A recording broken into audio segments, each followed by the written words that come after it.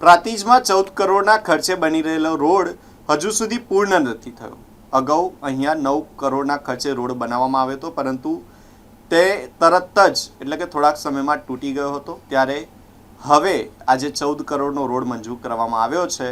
તે બને તે પહેલાં જ તેમાં ભ્રષ્ટાચારની ગંધ આવી છે। અગાઉ આ જ રોડ 9 કરોડના ખર્ચે બન્યો હતો, પરંતુ 9 મહિના પણ ટકી નહોતો શક્યો।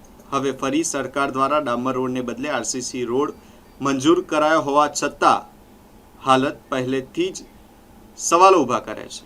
રોડનું કામ અધૂરું છે, છતાં અનેક જગ્યાએ તિરાડો પડી રહી છે, સપાટી ઉખડી રહી છે અને કેટલાક ભાગોમાં સિમેન્ટનો મેકઅપ પણ ઉખડી ગયો છે। વાહન ચાલકો, વેપારીઓ અને સ્થાનિક રહેવાસીઓ ભારે હાલાકી ભોગવી રહ્યા છે। પ્રાંતિજ 3 રસ્તાથી રેલવે સ્ટેશન સુધીનું કામ કાચબાની ગતિએ ચાલી રહ્યું છે, જ્યારે બનેલા ભાગોમાં જ ગુણવત્તા સામે ગંભીર સવાલો ઊભા થઈ રહ્યા છે। જવાબદાર તંત્ર કોન્ટ્રાક્ટર સામે કાર્યવાહી કરશે કે ફરી ભાઈ ભાઈ ભાગ ભાગની નીતિ અપનાવશે તે જોવું રહ્યું।